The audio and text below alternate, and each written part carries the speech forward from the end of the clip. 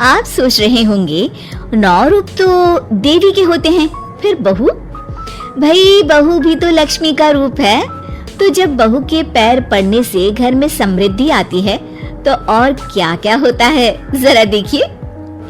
रामलाल और श्यामलाल 2 भाई थे। दोनों बड़े ही प्यार से साथ ही एक ही घर में रहते, लेकिन दोनों की बीवियों का रवैया एक दूसरे के लिए बिल्कुल ठीक नहीं था। एक दिन रामलाल की बीवी कहती है, अरे रमा, ये क्या कर दिया? सारा कचरा पूरे घर में फैला दिया। माफ करना दीदी, मैंने रखा तो एक ही जगह था, लेकिन हवा इतनी तेज चली कि उड़ गया। अभी उठा देती हूँ। हाँ हाँ जल्दी करो। और एक बात, अब भाई साहब से बोल देना कि 2 रसोई कर ले।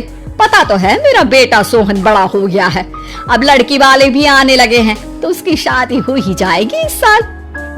हाँ हाँ दीदी, मेरा बेटा विहान भी तो बड़ा हो गया है और उसकी भी तो शादी होनी है। ठीक कहती हैं आप। अब हम ऊपर वाले तल्ले पर शिफ्ट हो जाएंगे। मैं विहान के पापा से बात कर लेती हूँ।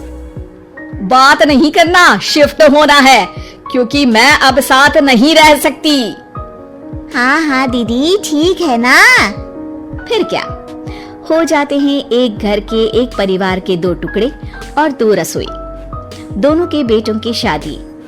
और फिर शुरू होती है कहानी।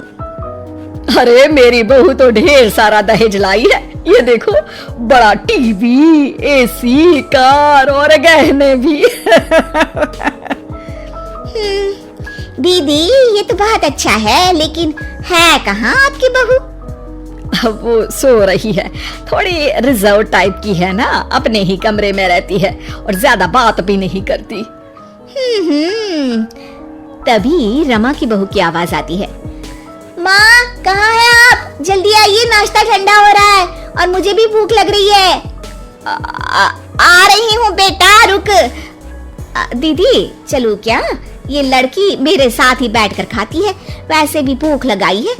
ये बोलकर वो चली जाती है। तभी श्यामा की बहू बाहर आती है और बाहर की ओर जाने लगती है। अरे बहू, कहीं जा रही हो क्या? क्या है माँ जी, बिना बात के टोका मत करो। जा रही हूँ मैं। वैसे भी मेरे पापा ने कार घर में रखने को तो नहीं दी है ना। अरे नहीं नहीं बेटा, बिल्कुल बिल्कुल, घूमो घूमो। मैं तो कहती हूँ मुझे भी साथ लेकर जाया करो, साथ ही घुमा करेंगे। अरे नहीं नहीं, मैं आपके साथ बिल्कुल भी कंफर्टेबल नहीं हूँ।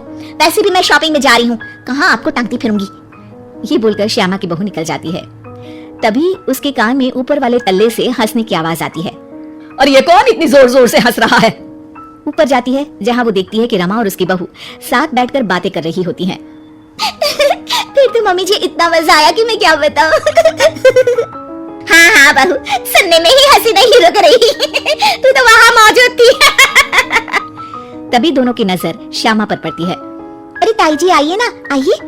वो उनके पैर छूती है और फिर चाय बनाकर लाती है।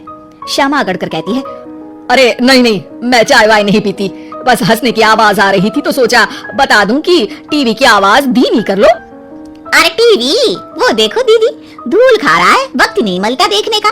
बहू के साथ वक्त कैसे बीत जाता है, इसकी बातें और किससे कहानी किसी सीरियल से कम नहीं होते। श्यामा को खुशहाल रमा को देखकर जलन होती है। हाँ हाँ, मैं तो तंग आ जाती हूँ इतनी सारी बातें करके, मुझे तो सुकून पसंद है। ये कहकर श्यामा चली जाती है। अगले दिन रमा अपनी बहू के साथ घर से जा रही होती है कि तभी दरवाजे में श्यामा उन्हें टोकती है। अरे कहाँ जा रही हो दोनों?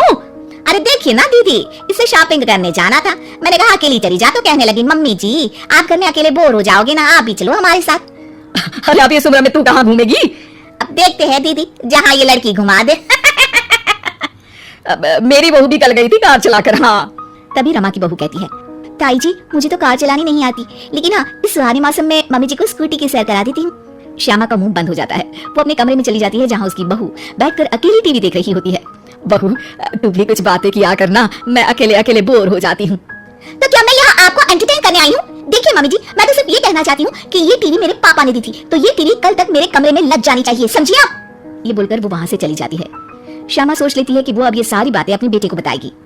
शाम को उसका बेटा जब घर आता है, अरे देख बेटा, तेरी बीवी सारा दिन अपने कमरे में रहती है, न बात करती है न चित। मैं बूढ़ी सारा दिन भूत की तरह अकेली घूमती रहती हूँ घर में। अरे माँ मैं क्या बोलूँ, मैंने कई बार उसे बोला कि सबके साथ उठा बैठा करो, हंसा बोला करो और मिलकर रहो, लेकिन वो कहती है कि उसका मन ही नहीं करता। अरे क्यों मन नहीं करता है? ऐसा क्या हो गया? माँ तुझे याद है उसके पिता ने कार देने से मना कर दिया था, कहा था कि उनके पास पैसे नहीं है, साथ ही तेरे सामने हाथ भी जोड़ा था, लेकिन कैसे तूने उसके पिता के साथ बुरा व्यवहार किया था। उन्हें कहा था कि पैसे नहीं है तो किसी भिखारी से शादी कर दो अपनी बेटी की। हाँ बेटा, तभी तो आज दरवाजे पर इतनी लंबी कार खड़ी है। बस माँ, तो अब तू उस कार से ही बात कर और उससे मन लगा, क्योंकि पिता के आंखों का आंसू आपकी बहू के दिल तक उतर चुका है और आपकी इज्जत उसकी नजर में। अब श्यामा को समझ आता है कि कुछ निर्जीव चीजों से घर भरने से अच्छा है कि सजीव चीजों से जिंदगी भरी जाए।